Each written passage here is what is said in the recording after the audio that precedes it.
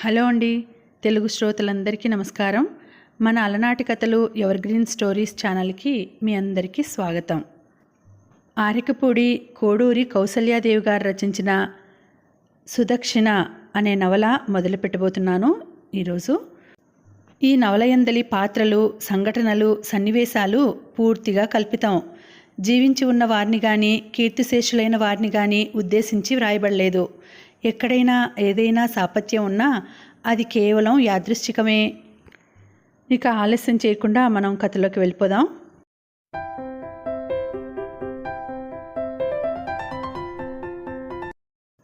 రాము, ఏమిట్రా అది? ఏం చేస్తున్నావురా అక్కడ? రాజేశ్వరి పెట్టిన పొలికేక రామును స్థానువుగా నిలబెట్టింది. కిటికీ తెరను కొద్దిగా తొలగించి లోపల ఏదో రాస్తున్న సుధను తదేకంగా చూస్తున్నాడు. కొంపలంటుకు పోయేట్టున్న ఆ గావుకేకకు ఆ ముందు గదిలో ఉన్న భూషయ్య ఆత్రంగా బయటకు వచ్చాడు. 7 ఏళ్ల సుధ కూడా వచ్చేసింది. ఆయన చిటికెన వేలు పట్టుకొని, ఏమిటి, ఏమైంది? భార్యను ఆత్రంగా అడిగాడు. ఆమె ఒక చేతిలో పూల సజ్జ బిగుసుకుపోయింది. మరొక చేతి వేళ్ళు ఆశ్చర్యార్థకంగా చుబుకంపై బిగుసుకుపోయాయి. అయితే అంత విడ్డూరమైన దృశ్యమేది ఆ పరిసరాలలో కానని భూషయ్య విసుగ్గా చూశాడు. అడుగో అడుగో, ఆ అంటరాని విధవని చూశారా? కిటికీ తెరలు ముట్టుకోవద్దురా విధవా అని ఎన్నిసార్లు చెప్పాను. లోపల ఏం విడ్డూరం ఉందో మరి. కాళ్ళు ఎత్తి మరీ చూస్తున్నాడు. ఇంకా తారాస్థాయిలోనే పలుకుతోంది రాజేశ్వరి కంఠం. రాముకు ఈ జరుగుతున్న అలజడి ఏమీ పట్టడం లేదు. ఆ చిన్నారి కళ్ళు సుధ చేతిలోని పలకపైననే కేంద్రీకృతమై ఉన్నాయి. ఏరా బడవా, ఏమిట్రా నీకక్కడ పని? అసలు ఈ గుంట విధవని వెంటబెట్టుకు వస్తాడెందుకు ఆ ముత్తిగాడు? ఈ క్రోధపు మాటలు ముత్తిగాడు విని ఉస్సూరంటూ నిట్టూర్చాడు.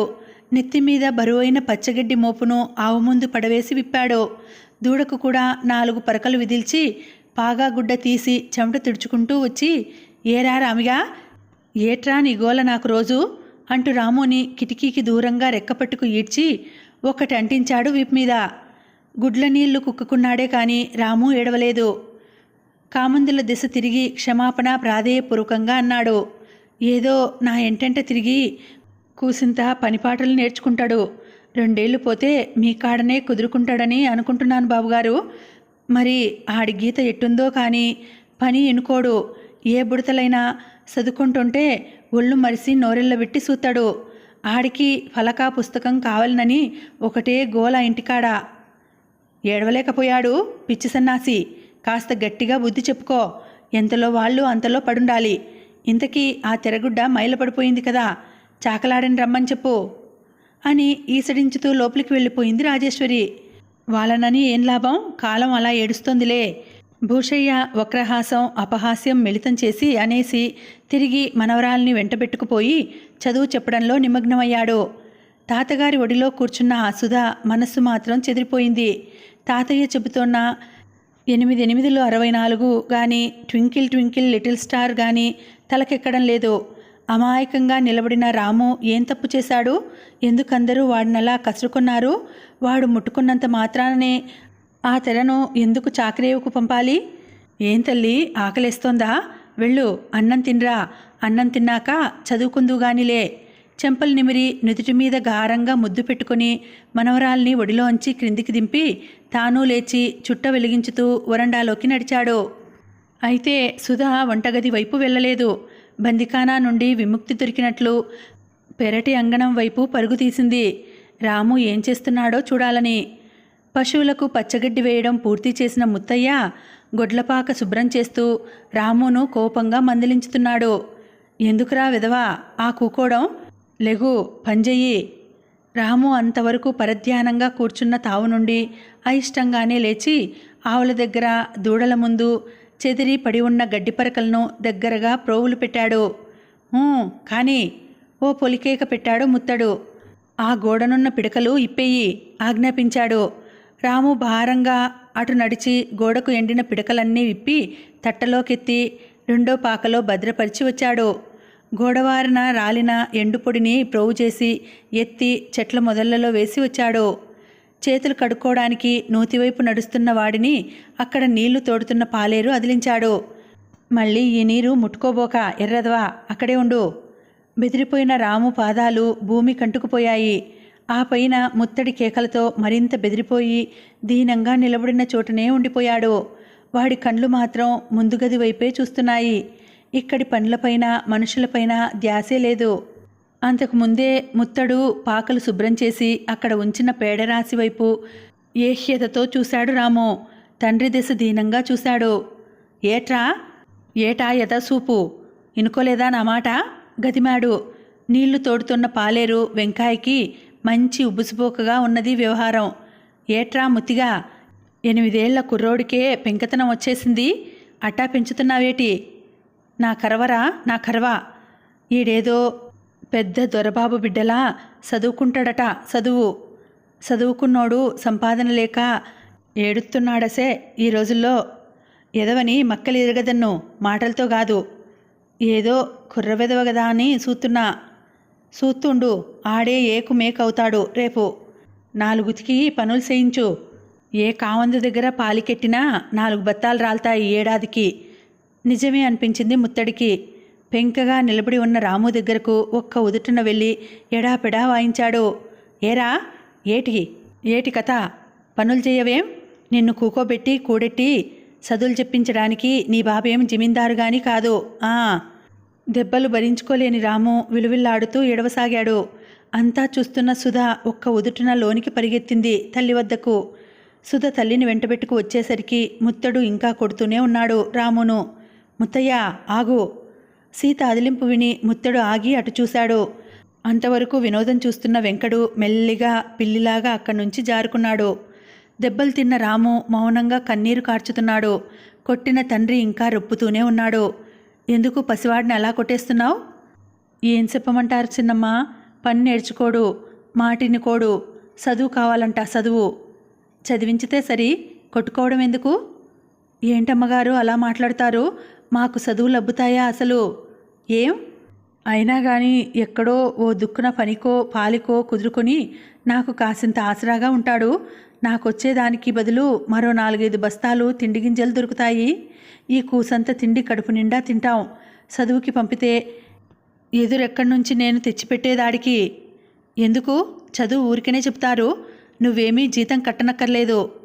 అవును తల్లి, జీతం అడగరు. పలకలు, పుస్తకాలు, గుడ్డలు ఎక్కడి నుంచి తెచ్చేది? అదిగో ఆడి లాగు సొక్కా చూడండి. అటు చూసింది సీత. ఏనాడో తాను వాడికిచ్చిన పాత గుడ్డలు పీలికల రూపంలో ఉన్నాయి. ఇంకా కారిపోతున్న కన్నీటిని ఆ చిరుగుల చొక్కాతో తుడుచుకుంటున్న రాము సీత మనసుని కలిచివేశాడు. ఆమె అంతరంగం సిగ్గుతో తలవాల్చింది. ఏడవకురా రాము, ఇంకెప్పుడు మీ నాన్న కొట్టడుగా, నిన్ను నేను చదివిస్తాను అన్నది రాము తల నిమురుతూ సీత. రాము నేత్రాలలోని భావలహరి భాషా శబ్దలతకు అందనిది. విస్ఫారిత నయనాలతో సంతోషంగా సీత దశ చూస్తుండిపోయాడు. అటు రాము తండ్రి మానసిక స్థితి అందుకు భిన్నంగా లేదు. చిన్నమ్మగారు అన్నాడు బాధాశ్చర్యాలు మిళితమైన స్వరంతో. అవును ముత్తయ్య, పిల్లవాడిని కొద్ది రోజులలో స్కూలుకు పంపే ఏర్పాటు చేస్తాను. ఇంకేం మాట్లాడకు. తీసుకువెళ్ళు వాడిని ఇంటికి. పొద్దుపోతోంది, పాపం, అన్నం పెట్టి నిద్రపుచ్చు. మళ్ళీ కొట్టి తిట్టబోకు. చిత్తం, దండాలమ్మా, మీ మనసు మంచిది. వెనుతిరిగి లోనికి రాబోతున్న సీత వంట ఇంటి కిటికీ వద్ద నిలబడి తననే చూస్తున్న అత్తగారిని మామగారిని చూసి ఒక్క నిమిషం గతుక్కుమన్నది. అంతలో సంభాళించుకొని, రామ్మా సుధా, అన్నం పెడతాను అంటూ నిబ్బరంగా లోనికి నడిచింది. సీత ప్రవేశం చూసి భూషయ్య బయట వరండాలోనికి వెళ్ళిపోయాడు విసురుగా. రాజేశ్వరి మాత్రం తీక్షణంగా తినివేసే చూపులతో అక్కడే నిలబడి ఉంది, గుమ్మానికి అడ్డుగా. ఈ తేడాలు, కాలుష్య కాఠిన్యతలు ఎరుగని సుధ అతి సంతోషంగా అడిగింది తల్లిని. అమ్మా, రాము నాతోనే మా బళ్ళోనే చదువుకుంటాడా? సీత మాట్లాడకుండా కూతురి చేతులు కడిగి అన్నం కలిపిన పళ్ళెం అందించింది. తల్లి కూతుళ్ళు వసారాలోనే కూర్చున్నారు. చెప్పమ్మా, మా బళ్ళోనేనా? అమాయకంగా రెట్టించింది. వాడి అయిన సమాధానం నాయనమ్మ నుండి వచ్చింది సుధకి. నీ బళ్ళోనే, నీ పక్కనే కూర్చుని చదువుకుంటాడు. పిలుచుకురా, నీ ప్రక్కనే, నీ కంచంలోనే కూడా తింటాడు. రాజేశ్వరి కంఠం అంత బిగ్గరగా తీక్షణంగా పలకడం ఆ పసిపిల్ల ఎప్పుడూ ఎరుగదు. అందుకే బిక్కమొహంతో అమ్మను నాయనమ్మను మార్చి మార్చి చూడసాగింది. మంచిదానవు, అన్నం తిని పడుకోమ్మా, అన్నది సీత శాంతంగా కూతుర్ని. అలాగేనమ్మా. సుధా భోజనానికి ఉపక్రమించింది. తన దూకుడుకు సమాధానమియ్యని సీత వైఖరి రాజేశ్వరి అహంపై బాగా దెబ్బతీసింది. ఏమమ్మా కోడలా, అసలు నీ ఉద్దేశం ఏమిటంట అన్నది తీవ్రంగా సీతను నక్కసిక్క పర్యంతం చూస్తూ. ఏమిటత్తయ్యా? సీత నమ్రతగా అడిగింది. ఆహాహా విరసంగా అన్నది రాజేశ్వరి. ఎంత వినయం, ఎంత వినయం! నిన్ను చూసే నేర్చుకోవాలి ఎవరైనా. చక్కగా అక్కడ పెత్తనం వెలిగించావు, ఇక్కడ ముంగమూచిలా ఉన్నావు. నాకు తెలియకడుగుతాను, నువ్వేం అంత స్వతంత్రాలు అయిపోయావా? నేను అవతలికి పొమ్మన్న అంటరాని వాడిని పిలిచి చదువులు చెప్పిస్తానంటావా? వాడిని ముట్టుకొని తల నిమురుతున్నావు, నీ కొడుకే అయినట్టు. నిట్టూర్చుతూ మెల్లని స్వరాన సమాధానంగా అన్నది సీత. నిజమే అత్తగారు, నాకే కొడుకు ఉంటే చదివించుకోనా? ఆ విషయం గుర్తుకు వచ్చే కొంచెం స్వతంత్రించి ప్రవర్తించానేమో, క్షమించండి. ఆహాహా, ఒక ముక్కతో అయిపోయేదేనా ఇప్పుడు నువ్వు చేసిన పని? అక్కడికి మేమంతా చెడ్డవాళ్ళము, నువ్వు ఒక్కతివే గొప్పదానవునా? ఇలాగే ఎవరి లెక్క లేకుండా చేశామా మేం కోడరికాలు? ఇప్పుడు అంతంత పెద్ద మాటలు ఎందుకులేండి. ముత్తయ్య మరీ పసివాడిని పట్టుకు చావగొడుతుంటే చూడలేకపోయాను. ఉద్ధరించావు. అవన్నీ మా అబ్బాయి వచ్చాక తేల్చుకుంటాం కానీ నువ్వు పిల్ల శుభ్రంగా తలారా స్నానం చేసి కానీ లోపలికి రావద్దు, ఏమీ ముట్టుకోవద్దు. నడు. ఇప్పుడా? అసలే చలిగా ఉందత్తయ్యా, దీనంగా అన్నది సీత. అదంతా నాకు తెలియదు. వాడిని ముట్టుకున్న నువ్వు లోనికి రాకూడదు, ఏమీ తాకకూడదు. ఏం మడి మైలా లేకుండా ఇల్లంతా అశుభ్రం పెడదామనుకున్నావా? లేదు, కానీ వారొచ్చే వేళయిందత్తయ్యా అన్నది వీధి దశ ఆశగా చూస్తూ. తెలుసు, వాడు నీ మొగుడే కాదు, నా కొడుకు కూడాను. నేను చూస్తున్నాను వాడి కోసం. వాడు రాగానే ఈ గుడ్డలతోనే గదిలో దూరదామనా? నువ్వెంత అనాచారపు కడుపున పుట్టి పెరిగినా మేం మా పద్ధతులు వదులుకోం. సరే సరే వెళ్తున్నాను. పుట్టింటి వారి నింద కూడా వినరావడంతో వినలేక సీత ముందుకు నడిచింది. సుధ చెయ్యి పట్టుకొని నూతివైపు. అమ్మో చన్నీళ్ళా, చలేస్తుందమ్మా. భయం భయంగా దీనంగా అన్నది సుధ. బాధగా నవ్వుకుంది సీత. తాను రామునికి దెబ్బలు పడకుండా అడ్డు వెళ్ళింది కానీ తన బిడ్డ సుధకి చలి వేయకుండా అడ్డురాగల వారెవరున్నారు? అమ్మా చలి, దీనాతి దీనంగా అంటున్న సుధ ఏడవడానికి సిద్ధంగా ఉన్నది. నీకు కథ చెప్తాను, వింటూ పోసుకో నీళ్ళు. చలివేయదమ్మా. ఏం కథమ్మా? రాముడి కథ. చెప్పమ్మా, అల్లరి చేయను. మన రాము కథేనా అమ్మా? ఏ రాముడి కథ అయినా ఇంచుమించు ఒకేలాగా ఉంటుందమ్మా. చెప్పమ్మా. రాముడి కథను వాల్మీకి తాత వ్రాశాడు. కథ వింటూ సుధ అల్లరి మానేసింది. కానీ సీత మనస్సు అల్లకల్లోలంగా ఉంది. ఆశగా తన గది వైపు చూస్తోంది. భర్త వస్తే అక్కడ లైటు వెలుగుతుంది. తనను వెతుక్కుంటూ వస్తాడు. తనకి శిక్ష తప్పుతుంది. కానీ గజగజ వణుకుతూ తాను సుధా స్నానాలు ముగించి లోనికి వెళ్ళేసరికి సరిగ్గా రాఘవరావు వచ్చాడు. ఏమిటోయ్ చల్లో స్నానం? నాకోసమే ఇదంతా అని భార్యను పరిహాసమాడుతూ కుమార్తెను చూసి గంభీరంగా మారిపోయాడు. ఏమిటి బేబీకి కూడా ఈ చలిలో నీళ్లు పోసావా? ఏం నాన్నగారు? మరేమో నాయనమ్మా. సుధ మాటలను పూర్తి కానీయలేదు సీత. ఆమె సహజంగా శాంతిప్రియ, క్షమాగుణం కలది. జరిగినదేదో జరిగింది, అనవసర కలతలెందుకనే అభిప్రాయంతో ఉన్నది. సుధా, నాకు నాన్నగారికి మంచినీళ్లు తెచ్చిపెట్టమ్మా అన్నది. ఏమిటి సీత సంగతులు? షర్టు తీసి వంకిన తగిలించుతూ అడుగుతుండగా, ఒరే అబ్బాయ్ ఒకసారి ఇలా రా అని వినిపించింది. భూషయ్య, రాజేశ్వరి ముక్తకంఠంతో పిలిచారు. వెంటనే వెళ్ళి తల్లిదండ్రుల దగ్గర హాజరయ్యాడు రాఘవరావు. నీరసంగా తనలో తాను నవ్వుకుంది సీత. మరికొన్ని క్షణాలు భార్యతో మాట్లాడితే ఆమె తమపై ఏం చాడీలు చెప్పగలదోననే భయం ఆ తల్లిదండ్రులది. చాటుగా వినే అలవాటు సీతకు లేకున్నా సంభాషణ ప్రక్క వరండాలోనే జరుగుతోంది గనక అప్రయత్నంగానే కొన్ని పదాలు వచ్చి చెవుల పడుతున్నాయి. వంశగౌరవం, కులం, మడి, ఆచారం, పెత్తనం, స్వతంత్రం, పొగరు వంటి పదాలు దొర్లుతున్నాయి ఆ సంభాషణలో. ఏం చేయగలదు సీత? వంటగదిలోకి నడిచి భోజనాల ఏర్పాట్లు చూడసాగింది. తల్లి తండ్రి ఎదుటే ఉన్నారు గనక భోజనాలు మౌనంగా పూర్తి అయ్యాయి. అందరూ తిని వెళ్ళాక తాను భోజనం అయ్యిందనిపించి వంటిల్లు సర్ది పడగ్గదిలోకి వెళ్ళేసరికి రాఘవరావు నిద్రపోవడం లేదు. తన ఎప్పటి అలవాటుగా చదువుకోవడమూ లేదు. వాలు కుర్చీలో పడుకొని ఉన్నాడు.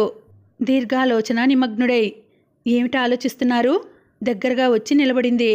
అతడు భార్యదశ పరీక్షగా చూశాడు, కానీ ఏమీ మాట్లాడలేదు. ఆమెకు కారణం తెలుసు, అయినా రెట్టించదలుచుకోలేదు.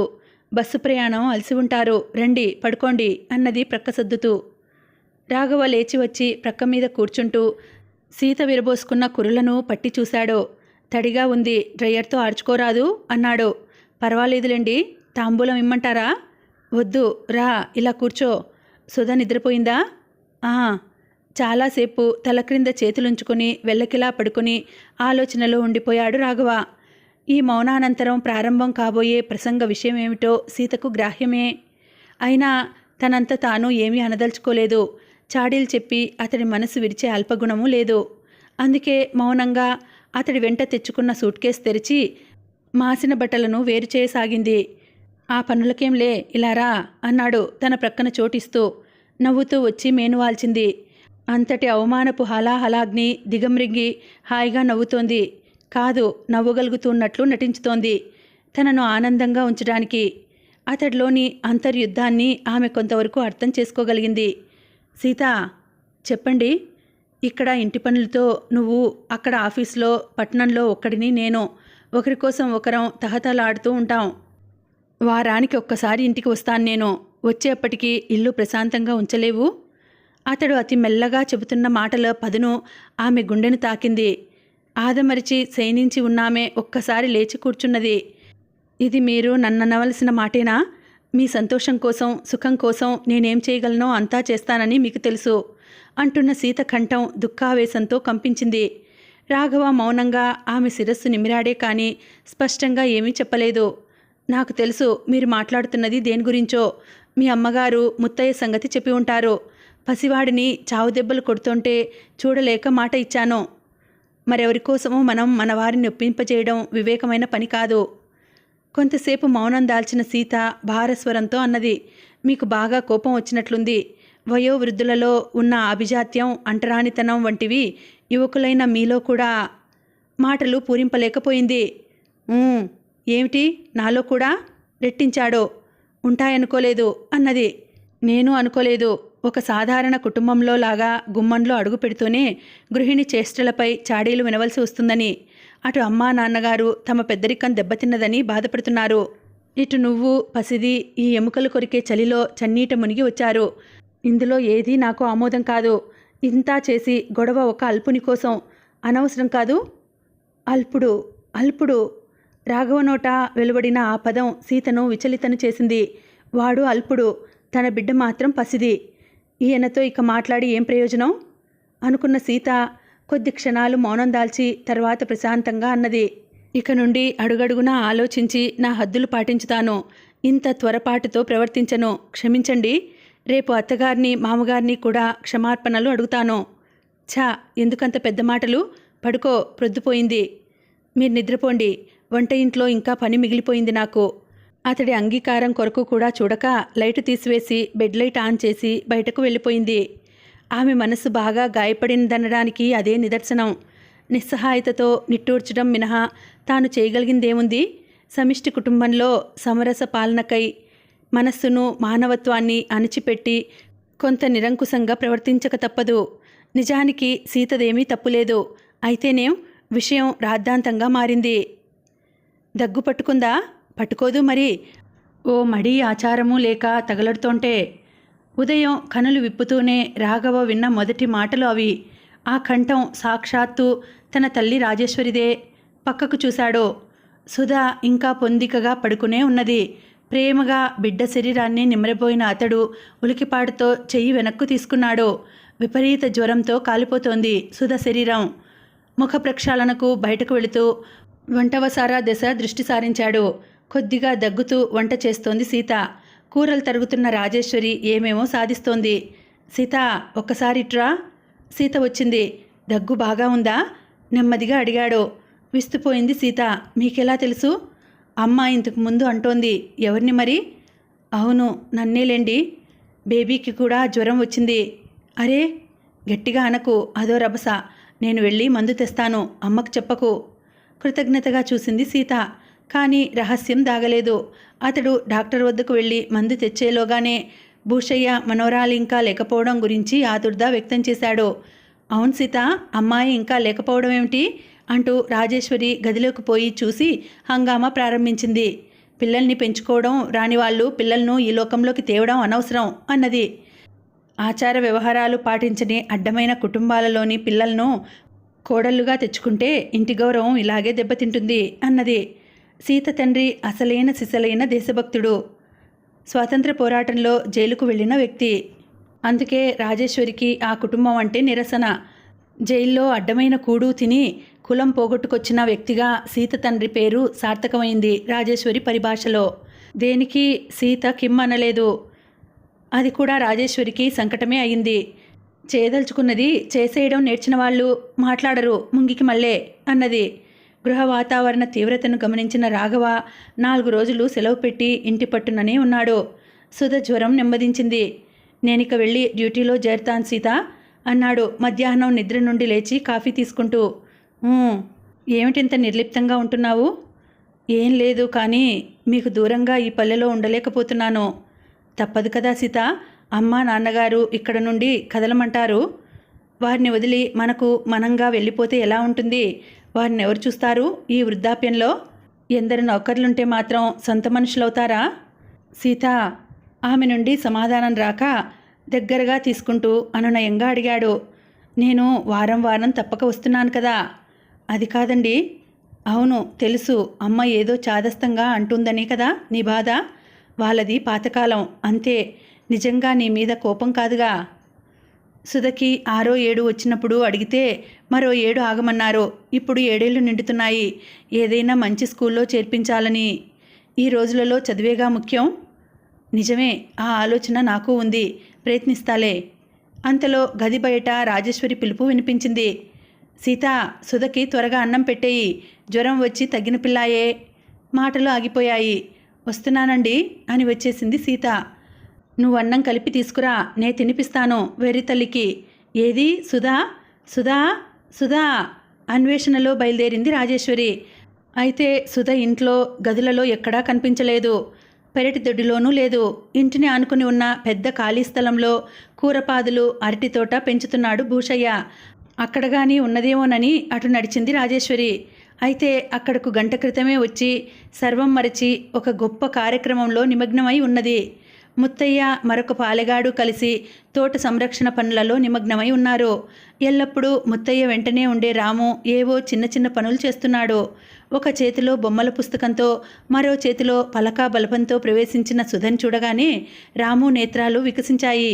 మహానందపడిపోతూ ఆమె వద్దకు పరిగెత్తడం కానీ, ఆ ఇరువురు మామిడి చెట్టు క్రింద నీడలో కూర్చొని కబుర్లకు దిగడం కానీ పనిలో ఉన్న ముత్తయ్య ఆసిరిగాడు గమనించలేదు.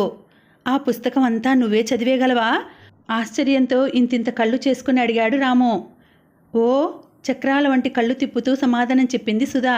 మా తాతగారు నాకు అన్ని పాఠాలు చక్కగా చదివించుతారు కదా అన్నది మరలా. నన్ను మా అయ్య చదువుకోవద్దంటాడు. నాకెవరూ చదువు చెప్పరు. ఏం? మాకు డబ్బు లేదు, పలక పుస్తకం లేవు, బీదోళ్ళమంట. అందుకు జాలిగా చూసి అడిగింది. మొన్న మీ నాన్న నిన్ను బాగా కొట్టాడెందుకు రాము? అందుకే, చదువుకుంటానన్నందుకే. ఆలోచించింది సుధా బుగ్గన చెయ్యి పెట్టుకొని. ఆమెకేమీ అర్థం కాలేదు. చదువుకోను అంటే తిడతారు, కానీ బుద్ధిగా చదువుకుంటామంటే తిడతారా ఎక్కడైనా? నేనెప్పుడైనా చదువు బుద్ధి కావడం లేదంటే మరి గిన్నెలు తోముతావా, పిడకలు చేస్తావా అని కోప్పడతారు మా తాతయ్య గారు. చదువుకోని వాళ్ళు అసలే మనుషులు కాదంటుంది మా అమ్మ. అవును, గొప్పోరికైతే అలాగా చదువుకోవాలి, బీదోళ్ళు చదువుకోకూడదు, పనులే చెయ్యాలా అన్నాడు ఆరిందలాగా రాము. ఏది నీ పుస్తకం? ఓసారి నన్ను చూడనీయవు ఆశగా అడిగాడు. ఓ చూడు, ఇదిగో. మొదటిసారి పుస్తకం చేతిలో పట్టుకున్న రాము కనులలో అపరిమితమైన సంతోషం వర్షించింది. జాలి కలిగింది సుధకి. పోనీ నీకు నేను చెప్పేదా చదువు? రాము విస్మయంగా చూశాడు. ఎలాగా? పుస్తకం పలక ఏవి నాకు? ఇవి తీసేసుకో, నాకింకా బోలెడున్నాయి. మా అమ్మ నాన్నగారు తాతయ్య గారు అందరూ నాకు అన్నీ కొనిపెడతారు. అవునట, మీరంతా అదృష్టవంతులట, మా అయ్య చెప్పాడు. అదృష్టం అంటే ఏమిటి? అన్నీ ఉండటం. మీ ఇంట్లో అన్నీ ఉంటాయి, మీరు అస్సలు ఏడవక్కర్లేదు. నాలాగా మాలాగా ఇంకోరి ఇళ్ళకెళ్ళి పనులు చేయక్కర్లేదు, గొప్పోలు గదు. అలాగా ఆలోచనలో పడింది సుధా. అయితే నువ్వు అన్నింటికీ ఏడవాలా? ఏడిస్తే కానీ నీకేమీ కొనరా మీ వాళ్ళు అడిగింది. ఏడ్చినా కొనరుగా, పైగా దెబ్బలు తగులుతాయి. పాపం. సుధ మనస్సు ద్రవించగా రాము పట్ల విపరీతమైన సానుభూతి నిండింది హృదయమంతా. రాము, నా పలక పుస్తకాలు తీసుకో, నాకింకా ఉన్నాయి ఇంటిలో, నీకు నేను చదువు చెప్తాను. రాము నోరావళించి చూస్తుండిపోయాడు. దేవుడే సుధ రూపంలో తనను కనికరించుతున్నట్లు భావన కలిగింది. ఏం చెప్పనా, నేర్చుకుంటావా? ఓ ఆరాధనగా చూస్తూ సంతోషంగా అంగీకరించాడు. అయితే ఇదిగో ఇలా ఇలా రాయాలి. ఆ ఆ ఈ బాగా రాశానా? ఓ నీకు చాలా తొందరగా వస్తున్నాయి. అందరూ ఇలా చలాకీగా వ్రాయలేరని అంటారు మా తాతగారు. మొత్తం చాలా అక్షరాలుంటాయా సుధా? అక్షరాలు కాదు, అక్షరాలు. నేను ఎలాగా అంటున్నానో అలాగే అనాలి. లేకుంటే ఒక్క తప్పు రాగానే ఒక్కో దెబ్బ, జాగ్రత్త. మా తాతయ్య గారు అంతే చేస్తారు. వద్దొద్దు అంటాగా. 2 సార్లు ప్రయత్నించి మూడోసారి ఉచ్చరించగలిగాడు. హమ్మయ్య వచ్చింది, నవ్వింది సుధా. నువ్వు చెప్పుకుంటూ పో, అదే వత్తది. కొట్టమాకు సుధా, అంతే. అదిగో వత్తది కాదు, వస్తుంది. కొట్టకు అంటే చాలు, కొట్టమాకు అని ఎందుకంటావు? అబ్బో శానా ఎవ్వారముందే ఆరిందలాగా అన్నాడు. సుధకి నిజంగా కోపం వచ్చి ఒక్కటి వేసింది నెత్తిన. ఏటి మొదలెట్టావా కొట్టడం? మరి నువ్వు ప్రతి మాట తప్పుగానే మాట్లాడుతున్నావు. అలా తప్పు భాష మాట్లాడితే సరస్వతీదేవికి కోపం వస్తుంది. తప్ప ఏంటన్నాను? ఏంటి కాదు, ఏమిటి అనాలి. శానా కాదు, చాలా అనాలి. ఎవ్వారం కాదు, వ్యవహారం అనాలి. సరిగ్గా ఈ సమయంలో రాజేశ్వరి అక్కడికి రావడం జరిగింది. అయ్యో అయ్యో, ఇదేం ప్రారంధమే బడవా, నీకైనా తెలియదట్రా? అమ్మాయి గారిని తాకుతావా దరిద్రుడా? ఎంతలో వాళ్ళు అంతలో ఉండాలి. ఈ హంగామా హడావుడి పిల్లలను పెద్దలను కూడా ఈ లోకంలోకి లాగి తెచ్చింది. రాముడు బెదిరిపోయి చూస్తున్నాడు. కానీ వాని చేతులలో పలక పుస్తకం అలాగే బిగిసిపోయాయి. చేతులలో పని వదిలి పరుగున వచ్చిన ముత్తయ్య విషయం చూస్తూనే గ్రహించాడు. మరుక్షణంలో కోపంతో వివసుడైపోయి ఆ మట్టి చేతులతోనే రామును గొడ్డును బాదినట్లు బాధసాగాడు. రాము హృదయ విదారకంగా ఏడుస్తున్నాడు. రాజేశ్వరి మందిలింపుల వర్షం సాగుతూనే ఉన్నది. రాముపై ముత్తయ్య తిట్లవాన కూడా ఎడతెరిపి లేక కురుస్తూనే ఉన్నది. ఎన్ని తడవలు చెప్పాన్రా ఎదవా, మనద్దుల్లో మనం పడుండాలని. కూలి ఎదవా, యజమానులతో నీకేట్రా సచ్చినోడా. ఒక్కొక్క తిట్టుతో పాటు ఒక్కో దెబ్బ. ఈరోజు పిల్ల పుస్తకం పలక లాక్కున్నావు, రేపు మమ్మల్నే ఇంట్లోంచి గెంటుతావు, కలికాలం అంటోంది రాజేశ్వరి బుగ్గలు నొక్కుంటూ. ఆ గందరగోళమంతా విని అప్పుడే అక్కడకు చేరుకున్న సీతకు అత్తగారి రౌద్రాకారము కనపడలేదు. తన వెనువెనుకనే వచ్చిన భర్తను గమనించలేదు. ముత్తయ్య శక్తి కొలది అరిచింది, దెబ్బలు తింటున్న రామును చేయి పట్టి తన వైపుకు లాగుతూ. ఎందుకు వాడినలా చంపేస్తున్నావు? నీ వంటి అసమర్థుడికి అసలు పిల్లలెందుకు? అతి ఉగ్రతతో మందలిస్తున్న సీతను చూసి అమిత వాగ్దాటి గల రాజేశ్వరి కూడా అవాక్కుగా నిలబడింది. ముత్తయ్య దీనంగా చూస్తూ దెబ్బలతో వాతలు తేలిన కుమారుడి వీపు నిమురుతూ బోరున ఏడవసాగాడు. ఏం సేను తల్లి, నాలాటోడికి కూడే లేని ఎదవకి పిల్లలెందుకు అంటూ నెత్తి బాదుకోసాగాడు. చాలే కసిరింది సీత. ఆమె ఆవేశంతో నిలువెల్లా వణుకుతోంది. నీ కొడుకుని నువ్వేమైనా చేసుకో, కానీ నా ఎదుట కాదు. రేపటి నుంచి వాడిని అసలు ఇక్కడికి తీసుకురాకు. పో, వాడిని తీసుకుపో. ఎన్నడూ లేనంత బిగ్గరగా మాట్లాడుతున్న సీత అంతలోనే విరుచుకుపడిపోయింది. ఆమెకు కొద్దిగా వెనకనే నిలబడిన రాఘవరావు వేగంగా ముందుకు వచ్చి పట్టుకొనకపోతే పెద్ద దెబ్బ తగిలి ఉండేది. పళ్ళు బిగబెట్టిన సీత చేతులు కాళ్ళు వంకర్లు పోతున్నాయి. అమ్మో సిన్నమ్మగారు అంటూ ముత్తయ్య డాక్టర్ దగ్గరకు పరిగెత్తాడు. ఎందుకొచ్చింది? ఎందుకు ఆమె ఆవేశపడ్డారు అడిగాడు డాక్టర్ ఇంజెక్షన్ ఇస్తూ. కొద్దిసేపటికి సీత పరిస్థితి బాగుపడింది. కానీ ఇంకా స్పృహ రాలేదు. ఎందుకు ఆమె ఆవేశపడ్డారు? ఎందుకిలా జరిగింది? డాక్టర్ రెట్టించాడు తన ప్రశ్నను. సుధకి ముందు పుట్టిన పిల్లవాడు పోయినప్పుడు ఇలాగే అయ్యింది. మరలా ఇప్పుడే రాఘవ చెప్పలేక చెప్పాడు. త్రాగడానికి వేడిగా ఏమైనా ఇవ్వండి. వీలైనంత వరకు ఎటువంటి ఆవేశము కలగనీయకండి. అలాగే అన్నాడు రాఘవ. ఊరన్ని గొడవలు తనే నెత్తిన పులుముకునే దానికి ఎవరేం చేయగలరు?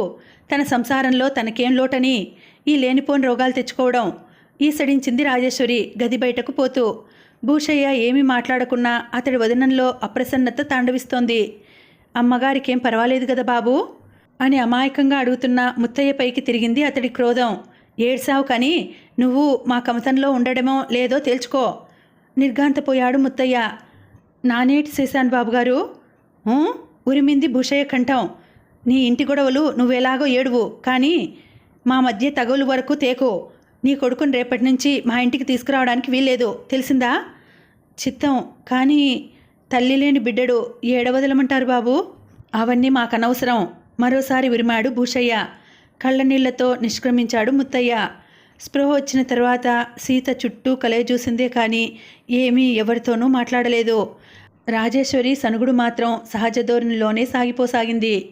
ఎవడో వాడి బిడ్డని కొట్టుకుంటే మనకెందుకంటా మధ్యన అన్నది వేడి పానీయం ఇస్తూ కోడలికి. సుధ ఏది? సీత ప్రశ్న. ఇదిగో అమ్మగారు. పని మనిషి తీసుకొచ్చింది సుధని అప్పుడే తలారా స్నానం చేయించి. డాక్టర్ను సాగనంపి లోనికి వచ్చిన రాఘవరావు ఈ దృశ్యం చూసి కుపితుడై పని మనిషిని కోపంగా అడిగాడు. బుద్ధుందా లేదా? వేళాపాలా లేకుండా ఆ పసిపిల్లక స్నానాలేమిటి? పని మనిషి బెదిరిన బింకంగానే సమాధానం చెప్పింది. పెద్దమ్మగారు చేయించమన్నారండి. అమ్మాయి గారు మరి ఆ రాముగాడితో ఆటలాడారట కదా. చిచి!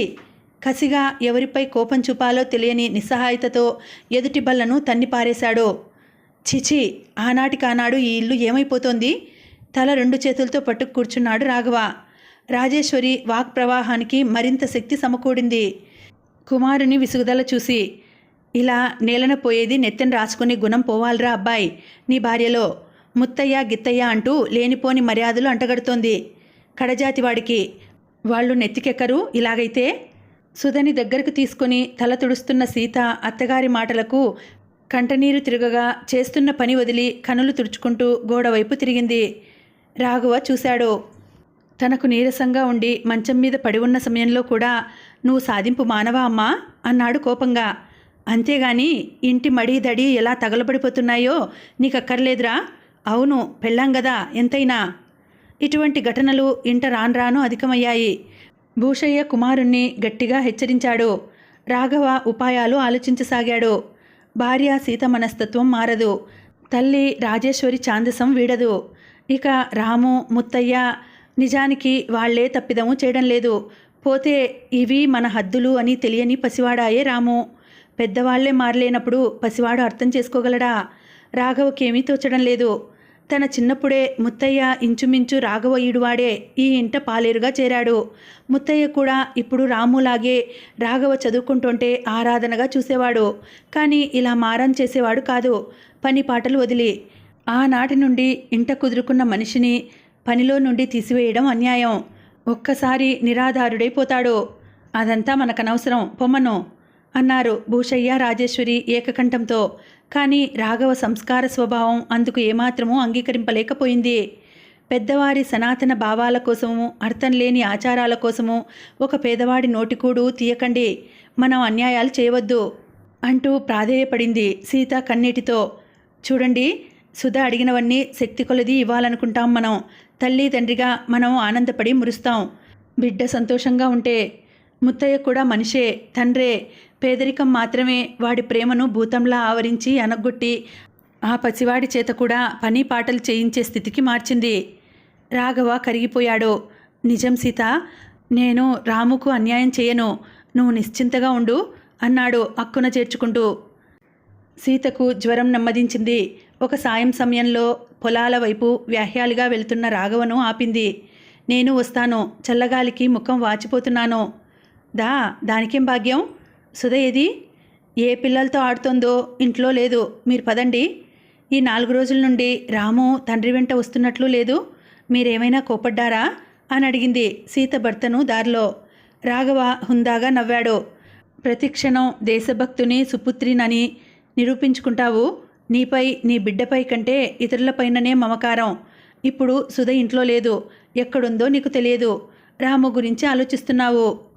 వికసిత పద్మంలా ఉన్న సీతవదనం ఈ చురకతో ముకులించుకుపోయి భూమి వైపు వాలింది. అది కాదండి, నాకు తెలుసులే. అసలు ఇప్పుడే రావడం కూడా నువ్వు రామును పలకరించాలనే వస్తున్నావు అనుకుంటాను. పనిమాని.